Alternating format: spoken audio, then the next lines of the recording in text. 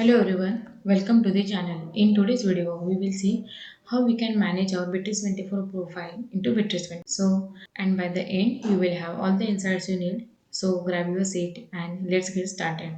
So, first of all, we have to log in into your Bitrix24 account, and in the right side corner, you will get the profile option. Just click on the profile option. Here you will have to edit all the information of this particular employee. Here you will get all the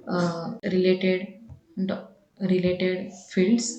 If you want to add sex, then you can add over there. Now we have option that is female. Now I am adding, and city, that is Mumbai. So just like that, you can add the data for the particular employees into Bitrix24.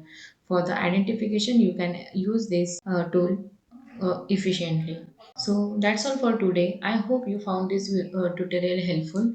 If you have any questions or doubts, then you can directly leave your comment below.